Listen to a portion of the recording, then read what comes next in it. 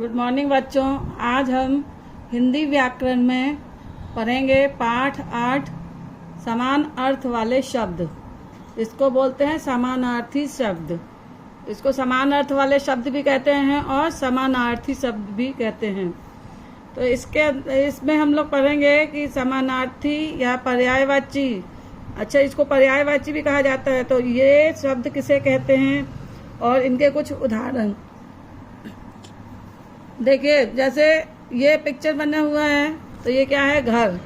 घर को और क्या बोलते हैं? भवन। फूल, फूल है ये, इसको क्या बोलते हैं? पुष्प। ये बालक है, इसको बच्चा। तो ये बालक का समानार्थी शब्द हुआ बच्चा। फूल का समानार्थी हुआ पुष्प। घर का समानार्थी हुआ भवन। मतलब दोनों के अर्थ एक ही हैं, शब्द अलग अलग हैं लेकिन अर्थ एक ही हैं दोनों के। माता, माता को जननी भी बोलते हैं, अम्बा भी बोलते हैं, माँ भी बोलते हैं। जैसे ये सूर्य, सूर्य को सूरज, रवि, भास्कर, सब इसके बहुत सारे नाम हैं पर्यायवाची। ऐसे भोर, प्रातः, सुबह को प्रातः बोलते हैं, भोर बोलते हैं, सवेरा बोलते हैं। तो ये सब इसके पर्यायवाची शब्द या समानार्थी शब्द हैं। इस प्रकार के शब्दों को समान अर्थ वाले शब्द कहते हैं। इसकी परिभाषा देखिए। एक जैसा अर्थ बताने वाले शब्द समानार्थी या पर्यायवाची शब्द कहलाते हैं। मतलब ये देखिए जो उदाहरण दिए हैं इनमें शब्द तो अलग अलग हैं लेकिन दोनों के अर्थ एक ही हैं। तो इसकी परिभाषा में क्या है? एक जैसा अर्थ, मतलब दोनों शब्द एक जैसा अर्थ बता रहे हैं, इसलिए उनको समानार्थी, समानार्थी मतलब समान अर्थ वाले, और पर्यायवाची भी इसको कहते हैं। अब देखिए ये कुछ उदाहरण दिए हुए हैं इनके। जैसे रात को क्या बोलते हैं? रात्रि, निशा। हाथ का कर, हस्त। फूल का पुष्प, सुमन। मुंह का मुख, चेहरा। चांद का चंद्र, शशि। घर का गृह, भवन। आँख का नेत्र, नयन। बादल का मेघ, घन। पिता का जनक और तात। डाल का शाखा और टहनी। सागर का समुद्र और सिंधु।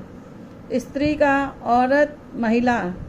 बीमार का रोगी, मरीज। कपड़ा, वस्त्र, पट।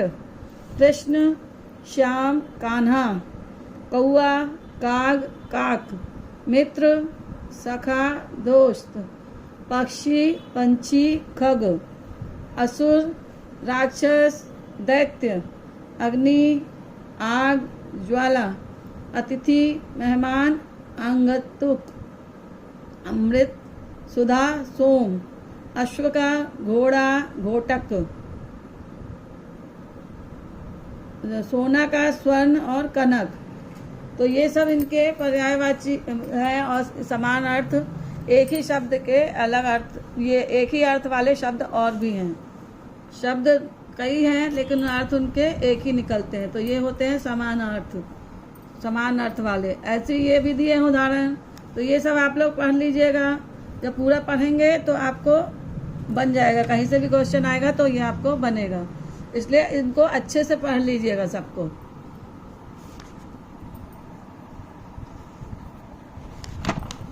फिर देखिए अब इसका क्या है? हिंदी भाषा की अपेक्षा संस्कृत भाषा में किसी भी शब्द के लिए समानार्थी शब्दों की संख्या अधिक होती है।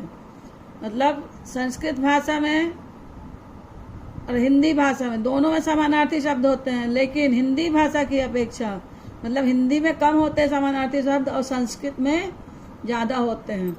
तो वही बताया है कि हिंदी भाषा की अपेक्षा संस्कृत भाषा में किसी भी शब्द के लिए समानार्थी शब्दों की संख्या अधिक होती है। अब हम लोग ने इस पाठ में क्या सीखा कि एक जैसा अर्थ बताने वाले शब्द समानार्थी या पर्यायवाची शब्द कहलाते हैं। तो ये हमने इस पाठ में सीखा। आइए इसका अभ्यास कार्य करते हैं। तो इसका अभ्यास कार्य है, सही उत्तर के सामने का गोला भरिए। क समानार्थी कहते हैं, किसको कहते हैं? समान अर्थ वाले शब्द को या उल्टे अर्थ वाले शब्द को या दोनों को।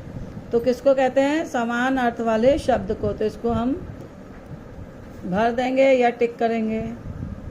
भरना है तो ऐसे भर लीजिए, इसमें लिखा भरिए तो अपन भर देते हैं इसको। फिर देखिए जल का समानार्थी क्या है?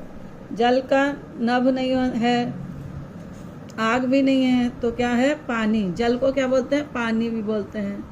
आप लोग ने सुना होगा ना, जैसे बोलते हैं गंगा जल, मतलब गंगा नदी का पानी, तो वो गंगा जल हो गया। तो जल मतलब पानी हुआ। फिर देखिए दूसरा प्रश्न, दिए गए शब्दों के सही समानार्थी शब्द पर गोला बनाइए। तो देखिए चंद्रमा का क्या हुआ? पवन, सूरज, ये दोनों तो नहीं हुए। पवन मतलब हवा, सूरज का सूर्य, तो चांद। चांद को क्या बोलते हैं? चंद्रमा बोलते हैं और चांद बोलते हैं। घर का आग, ग्रह और जमीन। आग को अग्नि बोलते हैं, जमीन को धरती बोलते हैं, ये ग्रह मतलब घर। सूरज का सूर्य, शशि, नेत्र। तो शशि मतलब चंद्रमा होता है, नेत्र मतलब आँख होता है, तो सूर्य हुआ। पहाड़ का जमीन, पानी और पर्वत। तो पहाड़ का हुआ पर्वत, पानी तो जल हुआ। बीमार का स्वस्थ, रोगी और बूढ़ा। तो इसका स्वस्थ नहीं होगा, स्वस्थ मतलब अच्छा हुआ, निरोगी हुआ, और बूढ़ा तो बूढ़ा हुआ। बीमार मतलब रोगी, तो रोगी को बीमार भी बोलते हैं ना, वो बीमार है, वो रोगी है, ऐसा बोलते हैं। तो ये इसका हुआ। तो ये पाठ यहाँ पे आपका समाप्त हुआ। धन्यवाद बच्चों। हमको वो सब्जेक्ट इनरिचमेंट का भी टेस्ट लेना है, तो उसमें आप लोग को ये आम का चित्र, आम के पेड़ का, ये आम के पेड़ का चित्र बनाना है सब्जेक्ट इनरिचमेंट के लिए। और अपनी कॉपी में या किसी भी पेज में, प्लेन पेज में ये चित्र बना लीजिएगा, और उसके नीचे 5 लाइन इससे संबंधित 5 वाक्य लिख के और हमारे व्हाट्सएप नंबर पे भेजिएगा। इसमें आप लोग के नंबर हैं जो उसमें एग्ज़ाम में जुड़ेंगे आपके, तो इसलिए इसको आप लोग घर में कर लीजिएगा। ये चीज़ हमको 22 तारीख मंगलवार तक मिल जानी चाहिए। और इसका व्हाट्सएप नंबर देख लीजिए, यहाँ पे लिखा है, नोट कर लीजिएगा। व्हाट्सएप नंबर है 7566853917। इस नंबर पे आप लोग भेजिएगा व्हाट्सएप पे ये चित्र बनाकर, और इसके नीचे 5 लाइन इससे संबंधित, इसमें क्या चीज़ आपको दिख रही है ऐसे लिख के 5 वाक्य यहाँ पे लिख के और भेजिएगा। ये चित्र बना के किसी प्लेन पेपर में या अपनी नोटबुक में कहीं भी बनाइएगा, और इसको व्हाट्सएप पे भेज दीजिएगा। सबको भेजना जरूरी है क्योंकि इसमें आपको नंबर मिलेंगे। धन्यवाद।